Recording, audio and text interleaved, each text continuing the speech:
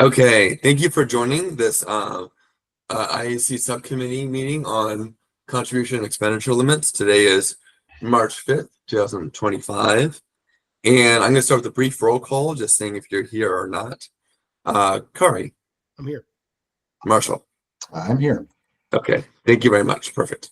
So we'll dive in. I know we have a hard stop at 12:30, and I actually don't think we need that much time. And if you all get to enough consensus, you might be able to make a recommendation today on policy, and this might be our last subcommittee meeting. So we'll see how it goes, but I'm hoping that we can actually get through it all today. So if you want to open up some of the items I've sent to you recently, I know it's been quite a lot, but you should have an agenda and then the limits fact sheet too. And then I sent you this contribution and limits analysis spreadsheet, which we'll walk through. And then there's that chart, the campaign finance laws chart. I don't know if we'll have to go through that today, but I just want to have it available to you all just in case. And then any other questions before we dive in? No. Okay. Well, just working through the agenda, I thought what we'd start with doing is kind of circling back on the expenditure limits conversation you had. You all had a couple of questions for me to investigate, which I did. And then after that, I think you might be in a consensus place to actually do a vote. So what I did was I'll answer those questions, but I just want to show you on the limits fact sheet. If you scroll down, there's, the key questions, the chart of limits part, takeaways, and then there's a section here called expenditure limits recommendation language. Does everyone see that section? Yep. Okay. Yep, got it. Okay, and so I just typed out everything that you had already talked about, so that way you have something to work with specifically. And then there's a couple pieces to decide, which is based on what the questions you all asked me from last time.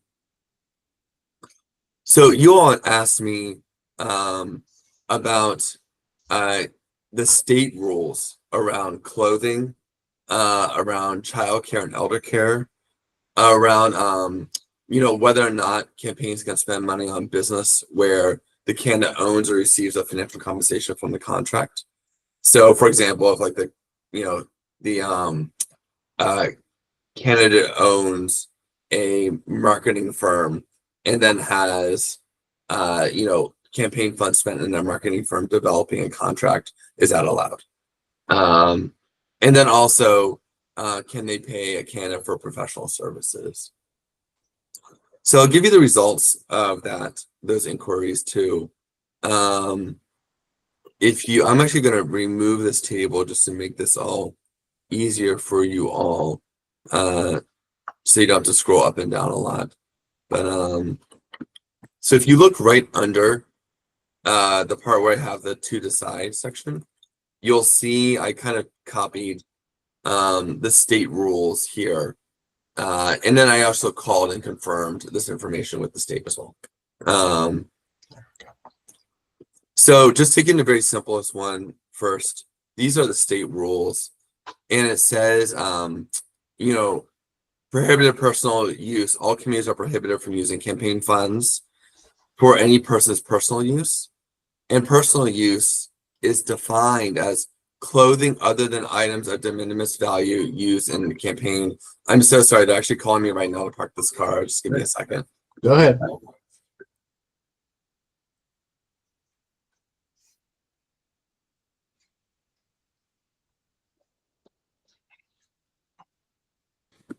Okay, great. They were able to park the car. So in a second, they're going to just come into my house and I'll let them in. Totally fine. But so clothing is allowed as long as it's de minimis items. So you can't use clothing to buy like very fancy items. A lot of the example from the 2008 election that we talked about earlier too.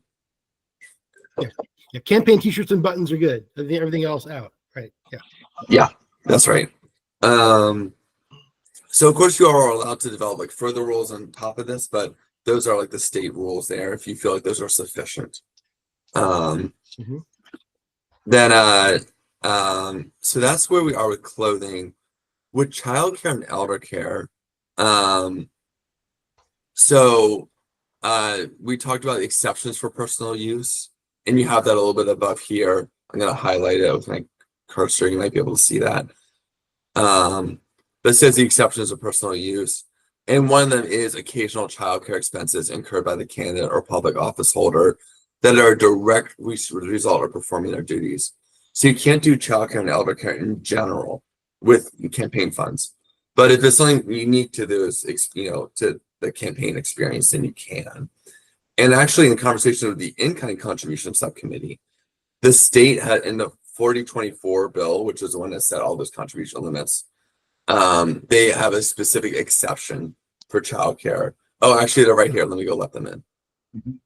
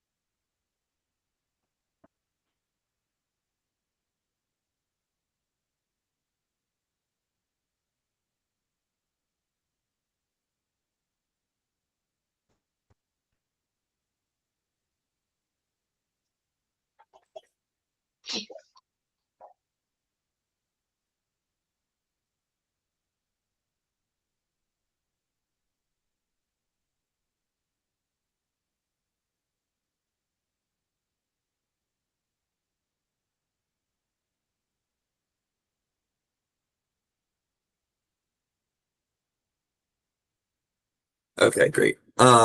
So what this shows is that childcare is allowed for campaign expenses. And actually, the state has an exception for any kind of donations around childcare. So I think the state laws, like the gist of state laws, is childcare is okay for campaign donations and campaign expenses. And that's the new state law coming in 2027. Yes, correct. Okay. So you all had last time talked about, I think you said if it was allowed in state law, you did not want matching funds to be gone to this expense. Is that how you all still feel?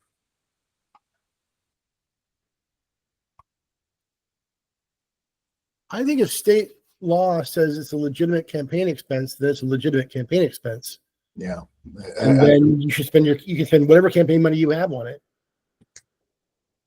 Yeah, I think ultimately, as much as possible, what I would like to see come out of this is that we are in alignment with the new state rules and wherever and however possible, because I think it gets really complicated if we start having little regional election rules throughout the state. Like, I would like to just see one set of rules that applies to everybody as much as possible. That's where I'm at with pretty much all of this stuff. Yeah, I guess, Marshall, just to put a sharp point on it, there are things we might say are legitimate campaign expenses generally, but you can't use matching funds for them. Mhm. Right. So that's the question. I think if childcare is a legitimate campaign expense, I think matching funds are fine there. We might find other places where we want to segregate off matching funds, taxpayer dollars. Okay, I'm gonna take note of that. Sounds like we have consensus there.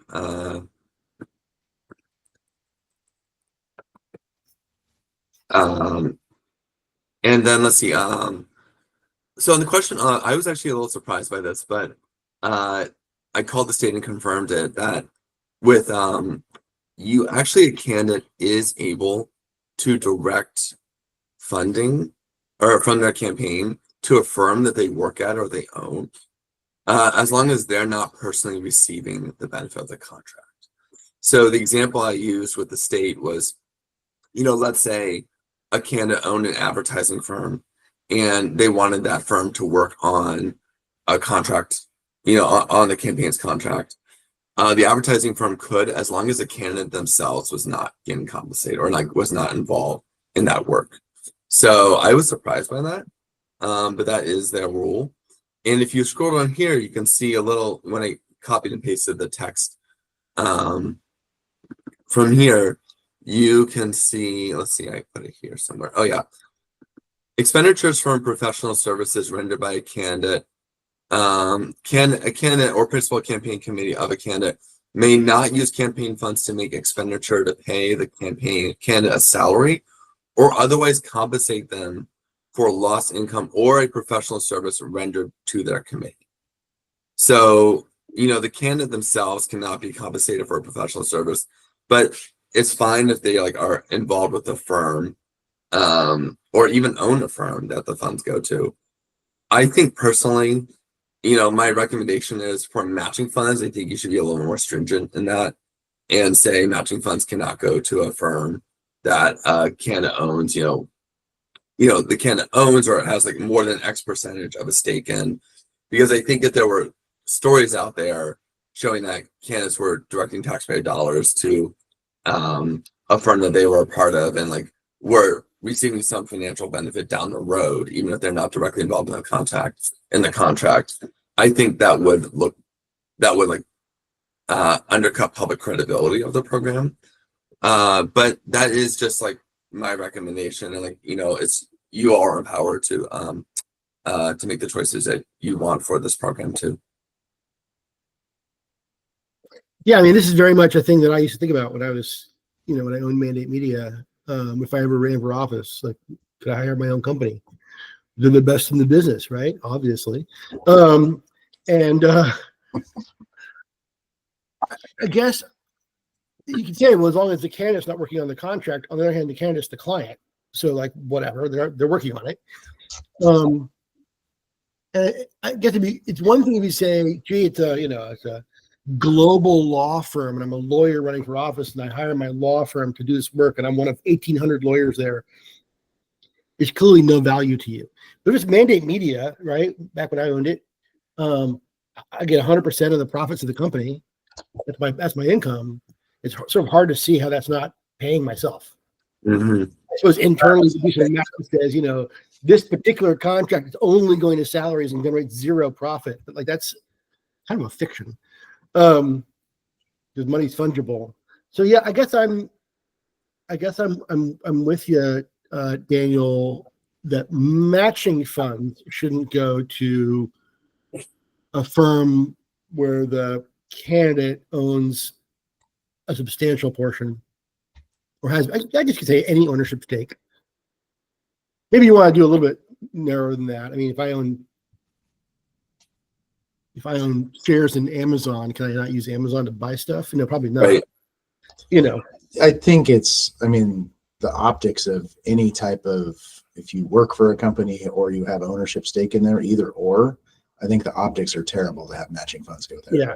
I mean, it's regardless, even in your example where you said you're one of 1,800 lawyers, don't much care because the optics of that still look awful. Yeah. And the potential for abuse on that is off the charts. So personally, if you work for or have ownership in a company, that company should not receive matching funds for part of your campaign, in my opinion.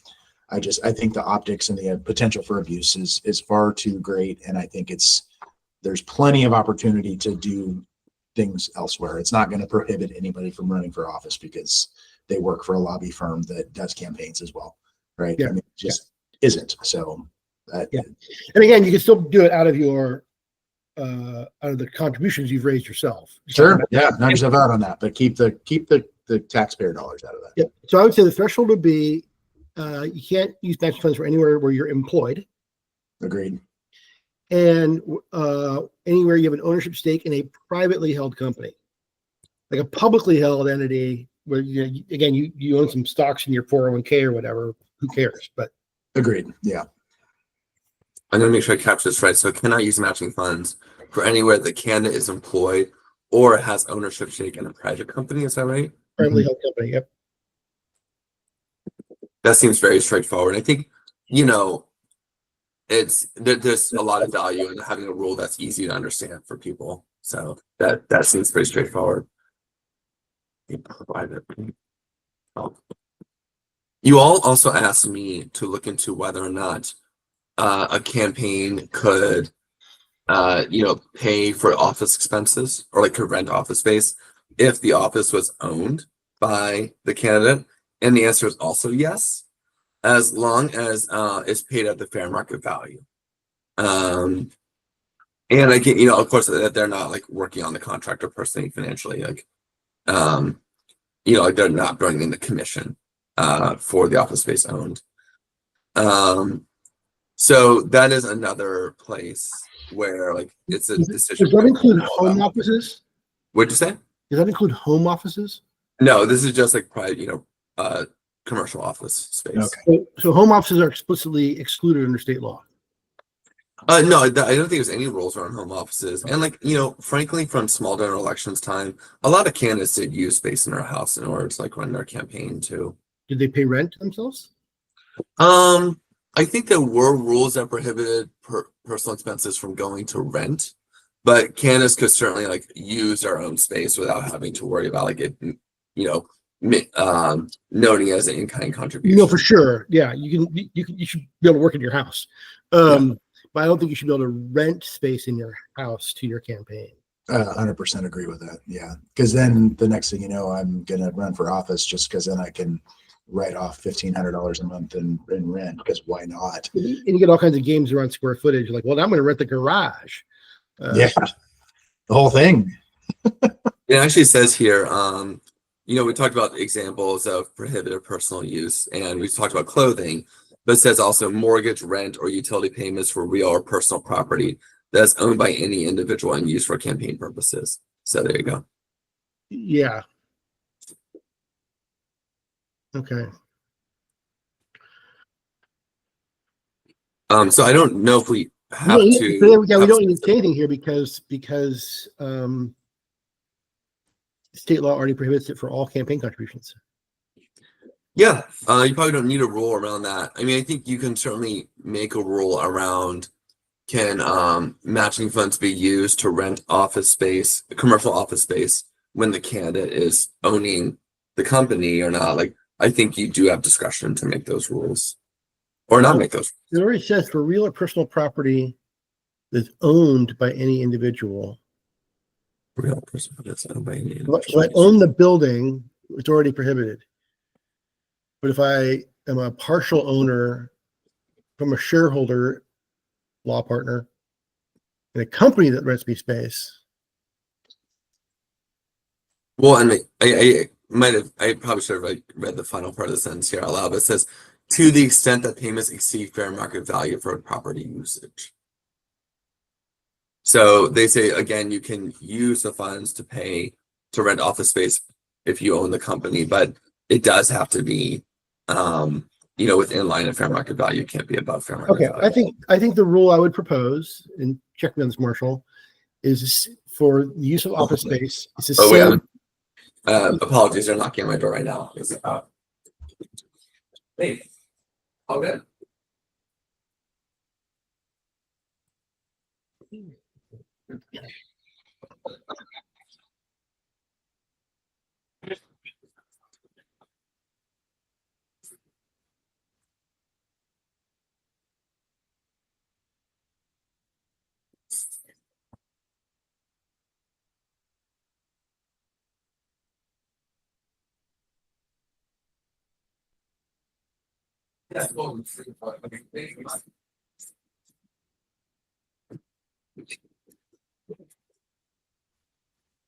Okay, they got it all done. Thank you so much for your patience. Okay, I think the office space rule would be the same as the professional services rule, which is to say you can use the campaign funds you've raised, not matching funds, but other campaign funds you've raised to rent office space to the extent allowed by state law. And then when it comes to matching funds, you cannot do that with any with any office space you own yourself, or in any company, any privately held company where you are an employee or an owner. Yeah, I use matching funds for an office space that You're an employee, or you have an ownership stake in a privately held company.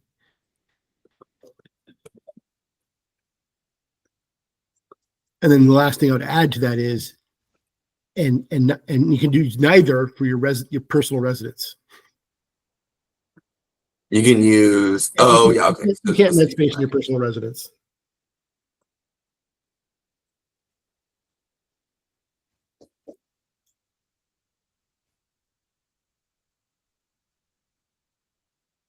Okay. Marshall, how do you feel about that? Yeah, I'm good with that. Okay. Well, those are the last questions. So I can read. Do you want me to read through the whole list of the expenditure limit recommendation, the language you all have so far? Not really, no. Okay. I think we're good. I read it ahead of time. I mean, I've read it and yeah.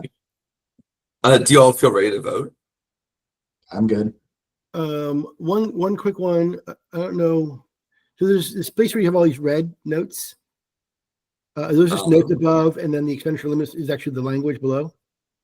Well, yeah. So, yeah, that's mostly right. So the red is just like the notes I've been taking from our conversations all along. Okay. And then if you go down, I know it's a little bit discombobulated right now, but if you scroll down, there's a chart that says prohibited with private funds, prohibited with matching funds. And I have a bunch of comments there on the side. And that's actually like last time when we went specifically through item by item. And you all offered those notes too. The only thing I don't see in there, I know we had the conversation about the small donor committee limits, and I understand that as a group we can't change that, but we can make a recommendation to the committee to run an election to at least bring their small donor committees in line with what the state will do in 27. I know we had that conversation the last time, and that's kind of I don't like the way the Multnomah County does it, small donor. I think the numbers are weird and they don't make any sense where they've come from. And the state rule will be going into effect here soon, and I would like to see all of that in line. So making that recommendation to the commissioners would be something I believe in.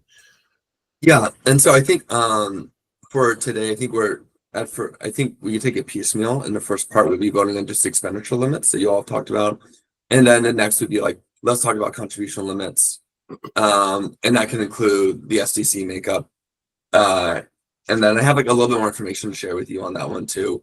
But the expenditure limits, it looks like you all got the consensus on that pretty quickly, and so would you all want to hold a vote on the recommendation on the expenditure limits? Sure. Yeah. Okay, great. Okay, so I'll do it formally. So we do need a motion, and then a second, believe it or not, and then we actually have to have a formal vote. I would move that we recommend that the expenditure limits language here in this document is forwarded to the full committee with our recommendation. I would second that. Okay. Kari. Aye. Marshall. Aye. Great, thank you. Excellent. All right.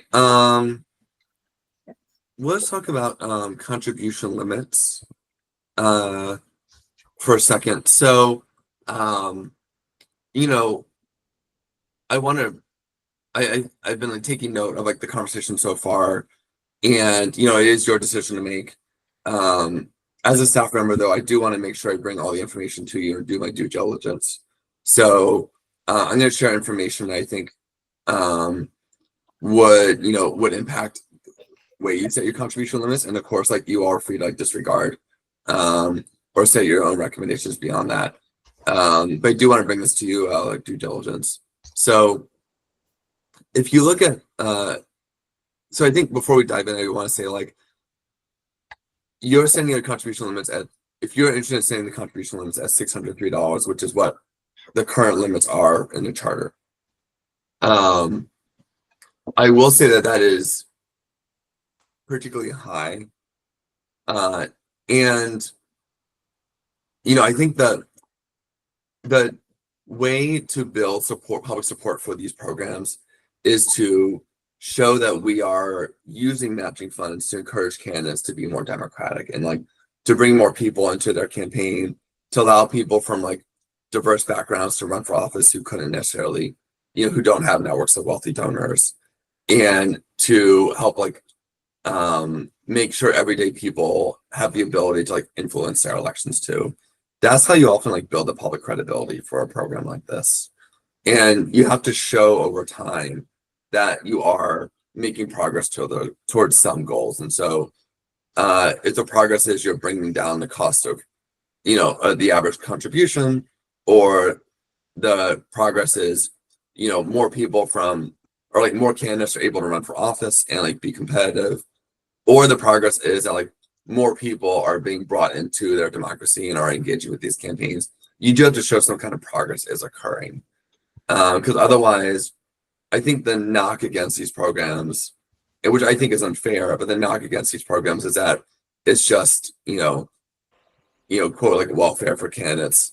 And I think if we're just giving matching funds to candidates, but they're not necessarily like changing their behavior or, being more democratic, it does threaten the public support for the program too. So I do want to show you some information. So if you look under that contribution limit analysis document that we have, so very first, if you look under, there's 3 tabs on the bottom. On the right, there's something called limit comparison. And I'll show you that like these are the contribution limits for places that are bigger and smaller and equal to Portland's or Multnomah County's size. And Portland's included in this list too. If you take out New York City and Los Angeles, which are obviously like the biggest cities in the United States and vastly larger than Multnomah County's population, if you take that out, Multnomah County's contribution limits, if it was 6 to 3, would be the second highest in the country. And if those were the limits for just people running for commission and also for like auditor and sheriff, they would be the highest in the country, because the only thing that's close to the Multnomah County in this chart is Seattle mayor, Denver mayor, and then Long Beach mayor. And then Seattle council is a lot further down. So if you kept like Multnomah County chair in the 6 or 3 range, it would be close to like what Seattle and Denver are.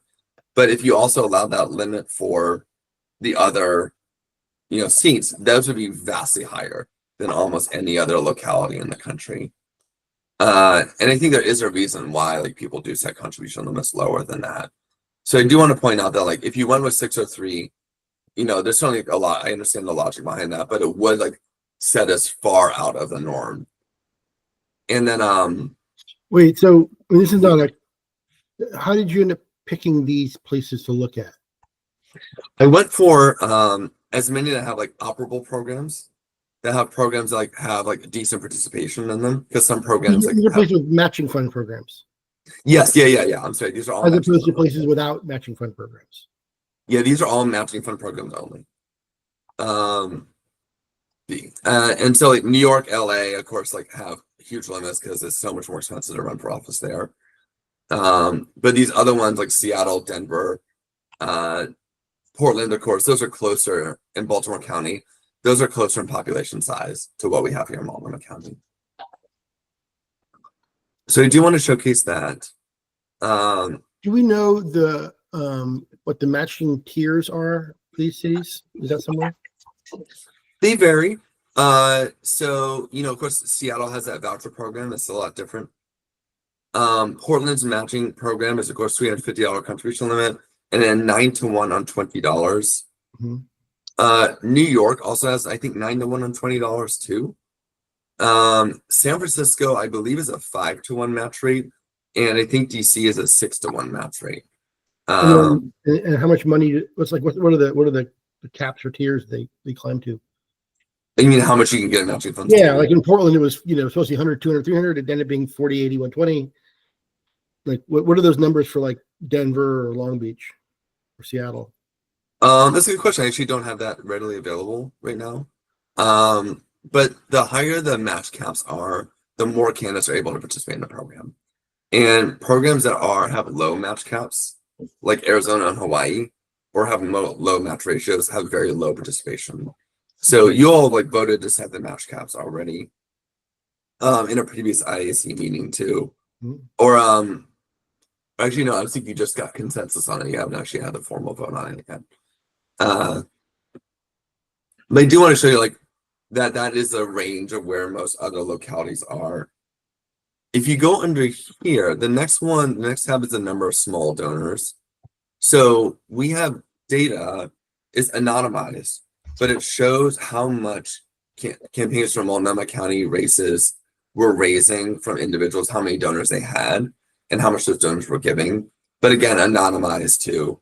But it does go in more depth than what Orstar gives us, because Orstar collates all donations below $100.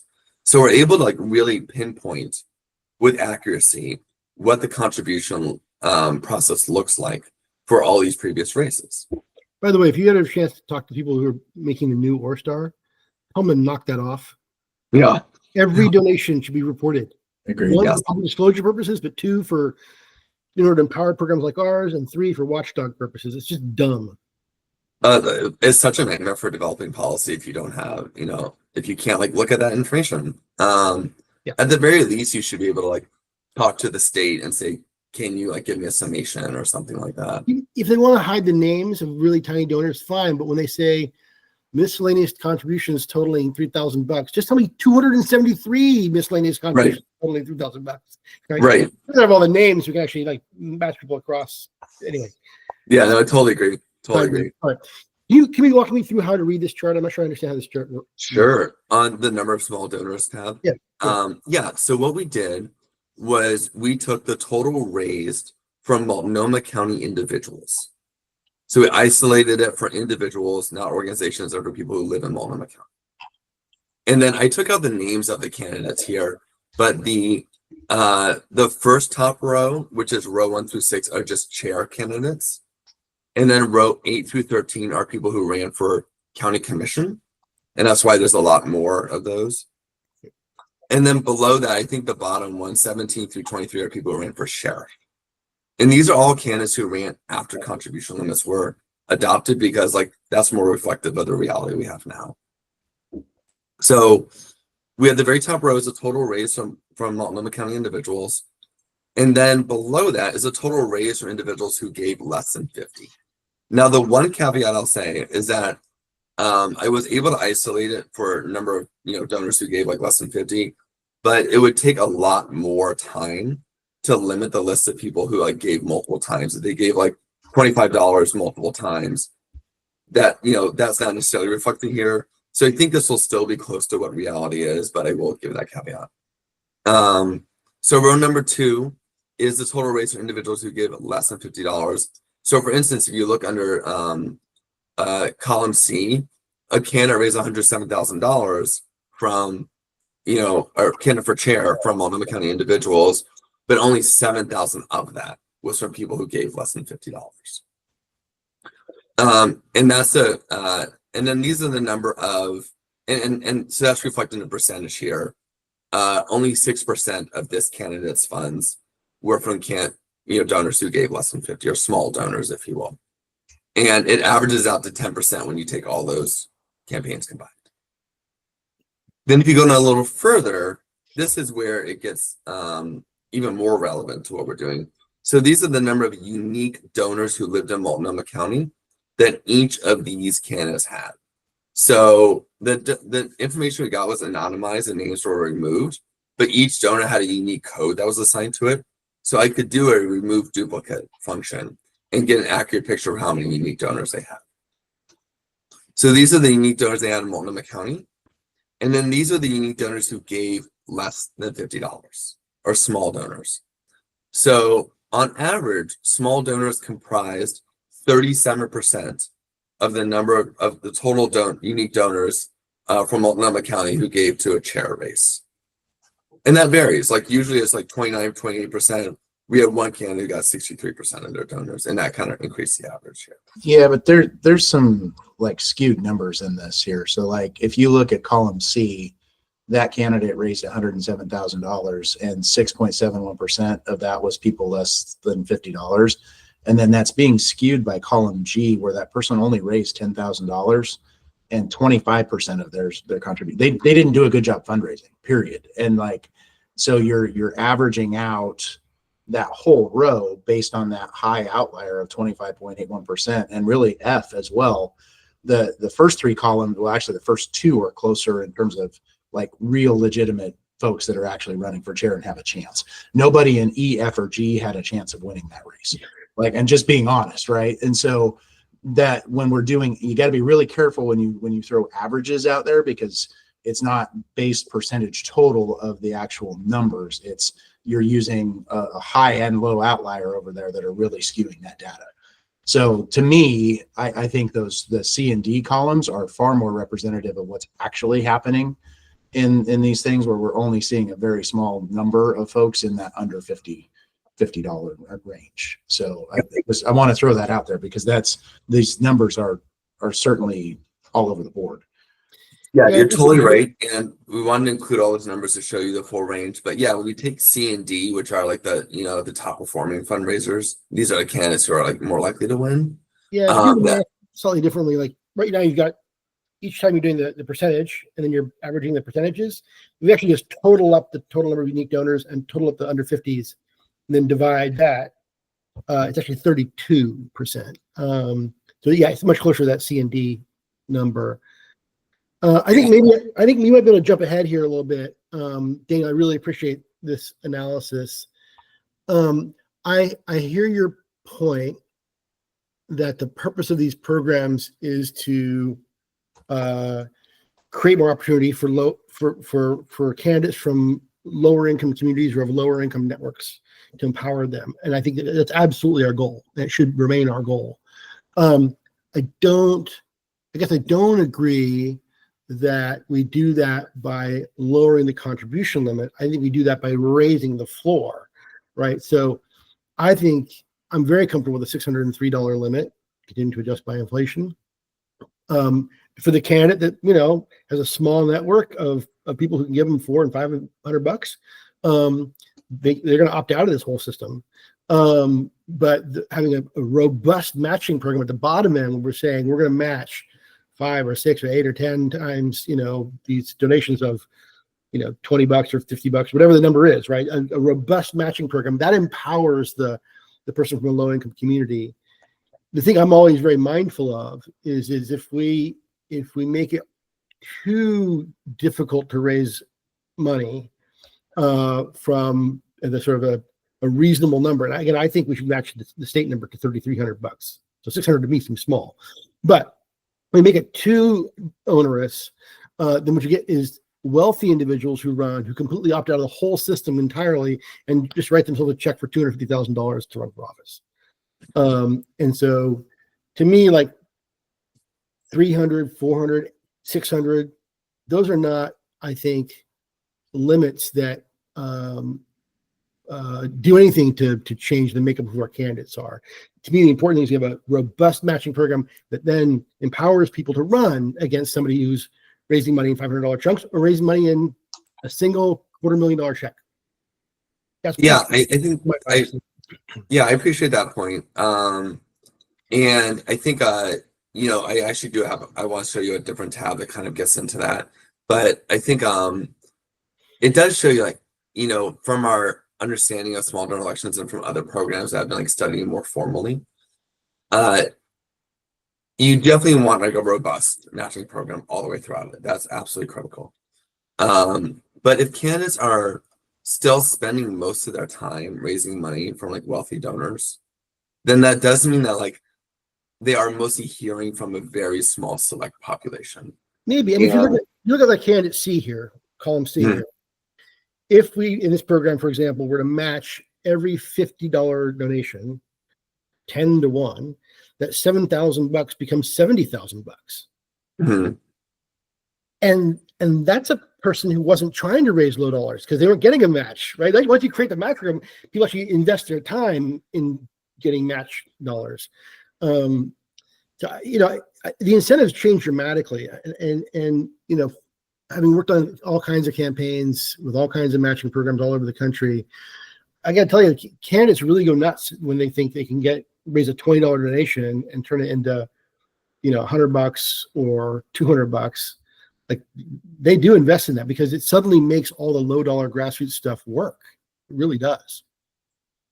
Yeah, I think that is a hope. I do think that candidates most likely do keep coming back to the well of the easiest donors to raise from, and that like is a smaller pool of people. And so if you look at if you Might be just different for different people, right? Like, maybe I can raise money from a bunch of $500 donors, but Marshall doesn't know any of those guys, and so he's gonna go out and spend all his time. His easiest donors are the $20 people. I don't know, like who's easy to use, who's easy to you. And I guess I'm inclined to let campaigns run the kind of campaign they want to run, and then let the voters decide. well, yeah, I think I will just show you for comparison point that if you scroll down a little bit here, these are about the average number of small donors who exist in these county campaigns. And as you said, it's even going to be a smaller number. We just isolate for the campaigns that are like, if you look on row 8 through 13, what we did here, if I remember right, let me just make sure that's the case. Oh yeah, and so we are at 33% of small donors for council races, for our county commission races. But again, that would be smaller if you just like based on the high performers.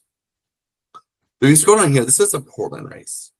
And I think Portland's interesting because in Portland in 2024, you had 68% of people who gave to mayoral candidates who were small donors. And then for city council, you get 81% of people. Even in Auditor's race, which is a relatively like rarefied field of donors, you still have 81% of people who give small donations. And yeah, in 2024, like obviously the candidates didn't get enough in matching funds, but that's a funding issue. That's not an issue on contribution limits. Although I will say you can definitely raise the contribution limits if the program is underfunded. That was the percentage of funds or the percentage of donors? Percentage of donors themselves.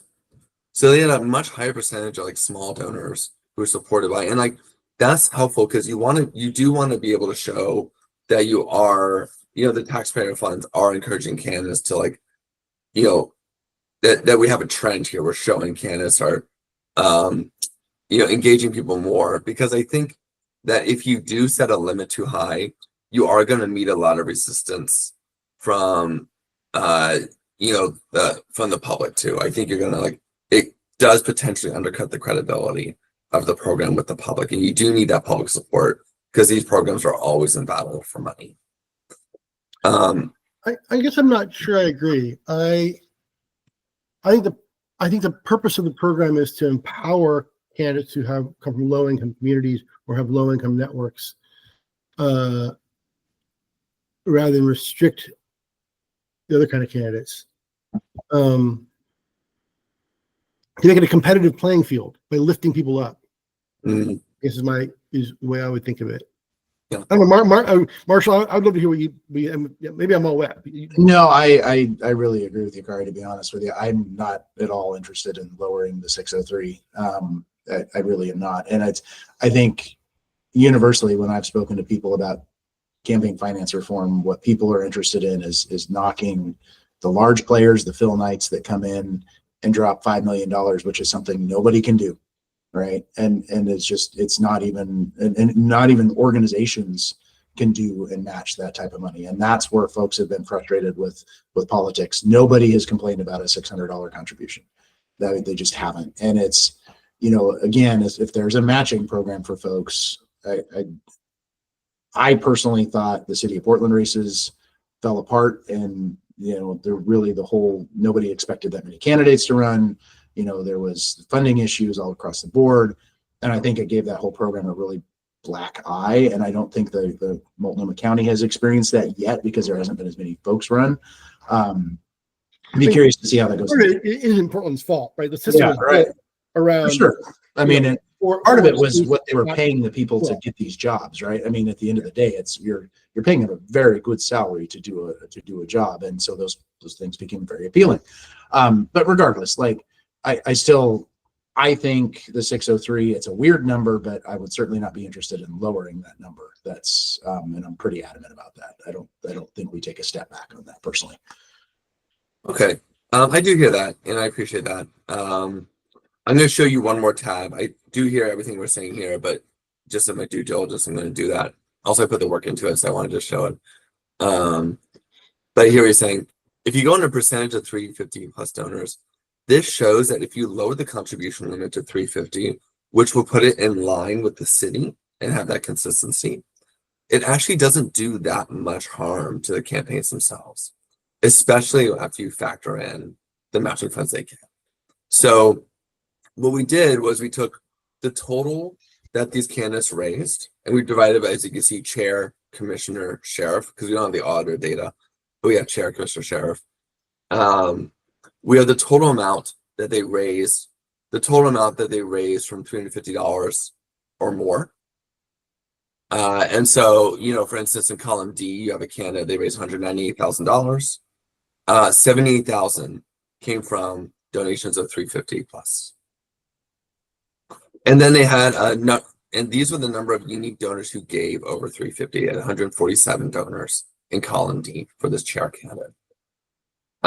If you set the contribution at $350 though, these 147 donors are still giving, and they're still likely giving at the maximum amount, because if they can give $600, they could probably give $350. So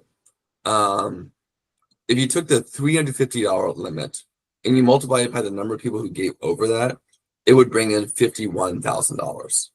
So it's $51,000 instead of $78,000, which is a difference of $26,000. That may sound like a lot, but it's only 13% of their total budget. That's how much they would lose if you put a contribution limit of $350 is 13%. Then we average, I gave you two numbers, kind of based on what you're saying before, Marshall. This is the average of all of those candidates, and this is the average of the top performers here too. So the top fundraisers who are more likely to win, to be honest, if they're running for chair, you expect to lose only about 15% of the amount of money you're going to raise in total if you lower the limit from 603 to 350. And then for commissioner, you're going to lose about 23%. And then for sheriff, you're going to lose about 12%.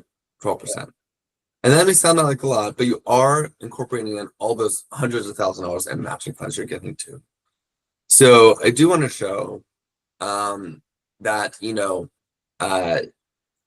adopting a contribution limit that is consistent with the city's contribution limit actually would have relatively little impact on these campaigns, especially when you work in the matching funds too. Daniel, this is great. I guess you're making the argument that we could cap it at 350 and we wouldn't lose much. The campaigns wouldn't lose much money. I guess I just read it the other way around, which is even with the $600 limit, there's not a lot of candidates who are going out and get a lot of the donations between 350 and 600. So, some of them, who cares? I mean, I'm looking at some of these candidates. There's a few here that are 147, 185, 100, but a lot of them it's like 20, 30. That looks like family and friends, right? That looks like people they're close to. I mean, I could give a $500 donation to a candidate. I never have to a local candidate. I could afford that. I just don't, right? I first spread my money around a little bit,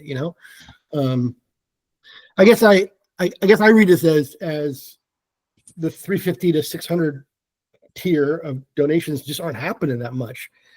And to my mind, the real value here is actually taking out those self-funding numbers, 70,000, 30,000, so on. I mean, one of our rules is going to be here: if you take matching funds, you can't do a self-fund. And that is the biggest value here. I still remember from the late 90s when home builder Don Morissette spent $450,000 of his own money to win a seat on the Metro Council, which get paid $20,000 a year. Clearly self-interested guy, right? That's what I want to stop, and not I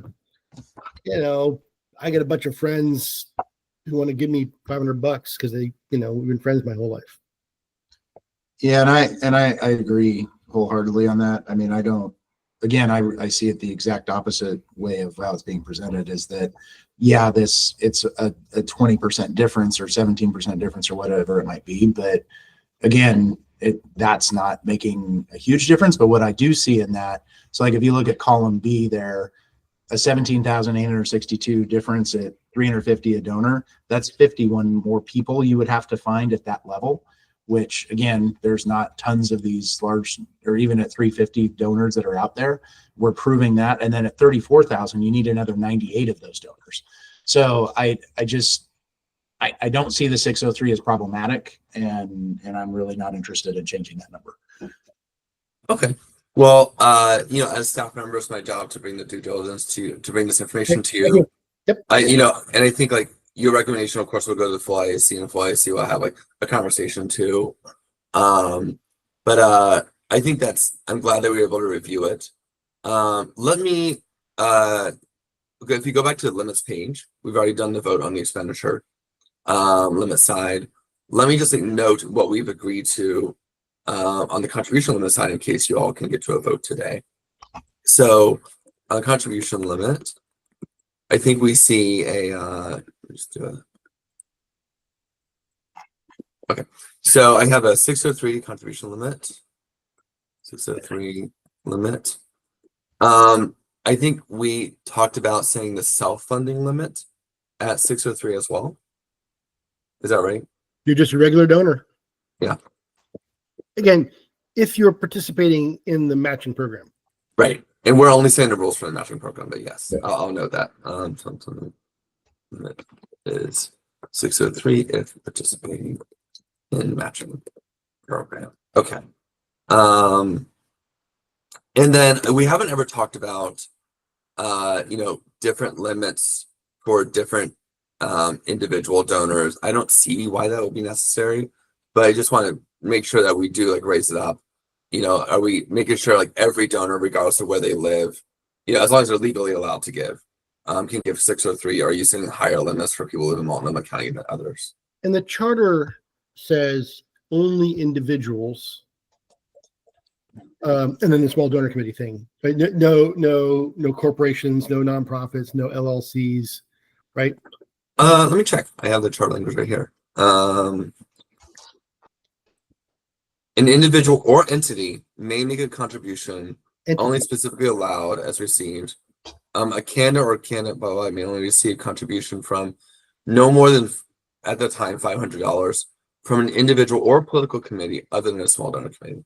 So a PAC can also give 603 under the charter. Got it. I would want to. Well, and so can a company, a business. Well, I think it says it has to be a political committee or an individual or a small donor committee. Right. It specifically says no amount from any other entity. Got it. Perfect. Yeah. So are we just circling back on this? Are we saying for clarity, 603 is the limit for any individual or PAC, even if they live inside or outside Multnomah County? Yeah. I'm good with that. Same limit for inside or outside. Okay, great. And then we have the small donor committee limit. So actually, I think on this one, well, actually, before I go on, is there anything else on the individual contribution limit that you all want to discuss, or does that capture everything there? Mm-hmm. That covers things from my standpoint. Mm-hmm. Yep, same here. Okay, I'm just gonna scroll through and make sure we didn't discuss anything else.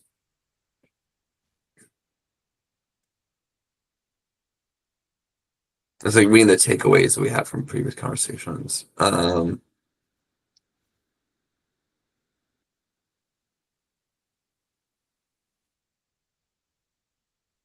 Okay, great. Okay, and then let's talk about small donor committees. So actually, if you refer to the campaign finance chart I sent over, so the rules from the state, which is in 4024, which won't be in effect until 2027. But the rules for the state are distinct and interesting.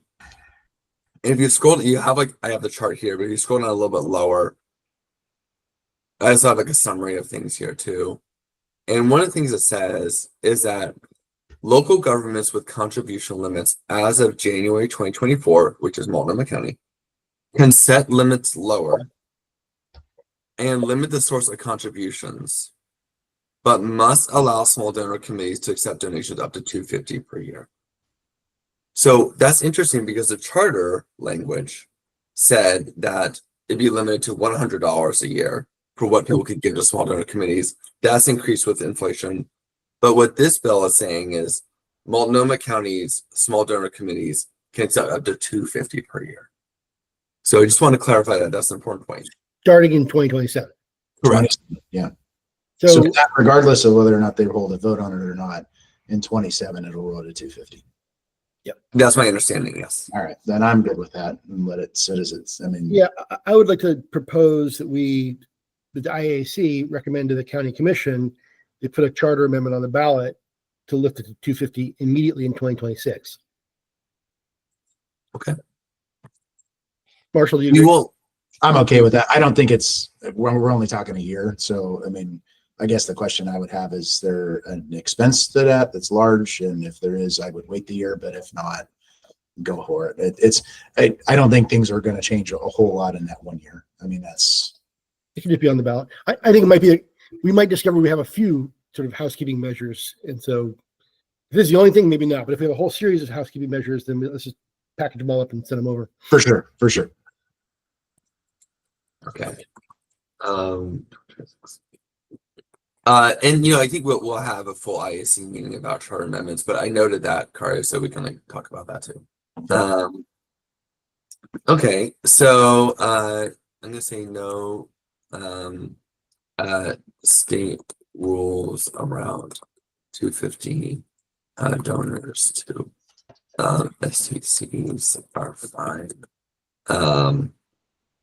Okay, great. And then let me see if there's anything else I wanted to ask you about. I don't understand this. I still need I understand the rule around you can't have a state STC and a local STC, or one STC can't make donations to both state and local candidates. Like, what is that about? It's kind of interesting about that. So that was the guidance I got. And then, but in our conversations with Felisa Hagens and the In-Kind Contribution Committee, they're saying that's actually not the case. And so I think that original guidance might have been incorrect. Okay. So it looks like there's only one rule for SDCs, and it'll be like a consistent rule across, It may have been that simply if they had different limits, you'd want to have different ones, right? But except they're about to be the same limit. Like I don't see why Citizens for Parks can't have an SDC and give to state legislators and to county commission candidates, as long as they're complying with the rules in both places. Yeah, I mean, I think that was the value behind the state rules, is around that consistency. I will say that I don't have information to bring around the current conversations at the state, because I know that there is a working group Right. on the state Yeah. level working on that. So this is what the rules are now. Yeah. What They haven't done the rulemaking yet. did you say? They haven't done the rulemaking yet because it's not till 2027. Yeah. Okay, so let's see. We talked about SDCs. SDC. Okay. Membership orgs exempted from in-kind. Okay, great. And looking at the list of prohibited donors here, just to make sure there was nothing. So the charter language prevents, any other entity from giving, unless they're a political committee, a small donor committee, or an individual. Do you all feel like it's necessary to include any other kind of entity in a recommendation? To allow any other entity to give, is what I'm saying. And what it's specifically getting at is if the board would refer a charter amendment forward, would you want in that a recommendation that other entities besides those previously listed would be allowed to give? Basically, I'm saying are you recommending that the board include in the charter amendment a provision allowing businesses or LLCs to give? I mean, can a business or an LLC just form a political committee and donate that way? Most likely, yes. I mean, you have to do some research into that exact process. I don't see how you couldn't, because all you need to do is set that up with the Secretary of State and you're good to go. So I think we're already covered in that, but I mean, that's just my 2 cents on it. Yeah. Okay. I guess I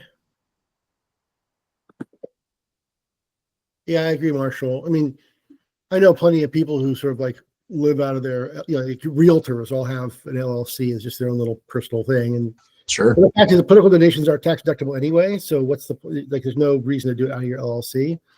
I'm also mindful of the experience in Florida, where the real estate industry is very powerful because their contribution limits, I think it's $500 to legislative candidates, but every LLC can give. And the real estate industry, if you're a landlord and you have 30 buildings, you have 30 LLCs. That's right, 30 $500 checks. Yeah. And so any industry where there are lots of LLCs being created all the time has more power than industries where they don't. So yeah, I guess Marshall, I'm inclined to agree with you that run it through political committees. Yeah, I agree with that. Which then becomes much more transparent. Yep. Okay, great. And then so I'm going to sum up what we have for contribution limits. We have a contribution limit at $603. And I'm going to clarify contribution limit is $603 adjusts with inflation. Yep.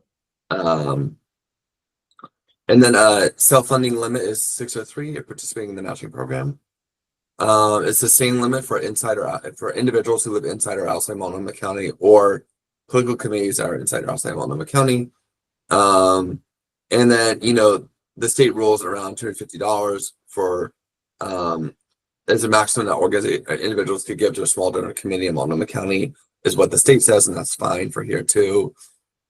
We do want to discuss including in that charter member recommendation, allowing SDCs to accept 250, if that charter amendment comes up this year before 2027 too. Are there any other things you want me to add for this recommendation? I'm good with that. I think we're good. Okay. Will we have a motion to vote? Your turn, Marshall. Oh, geez. So I will make a motion that we adopt the language in the document here under contribution limits as shown on the screen. Okay. Second. Okay. Marshall. Aye. Kari. Aye. Great. Wow. Amazing job, y'all. Thank you so much. I know it's a lot of work and you all have a very busy year right now. So thank you for taking the time to meet. It's great that we have a formal recommendation. I'd like to bring the formal recommendations, or at least a report back to committee meetings on this Friday. But if not, I'm going to try to find an efficient way to do it because we also have a lot to discuss on Friday too. So certainly should send it by email. That's what I'm thinking. Maybe I'll just like type it up and send it over by email. I'd love to see as the official recommendations come in from each committee. I'd love to see them all in writing in our email. Yeah, I think throughout this whole process, I have been talking about creating a space for the full community to have a dialogue with the subcommittees about what's going on. So if I type something up and send it out to the full IAC, and then in like Friday's meeting, members say we'd actually like the subcommittee to like dig into this question a little bit further. Tell us more. Yeah. Then that might be a possibility too. Yeah. Okay, great. All right. We'll discuss our reasoning. Yeah, perfect. Okay. Well, listen, thank you all so much for your time, and I'll let you have 10 minutes back. Great. Thanks, guys. Thank you. All right, thanks. Take care.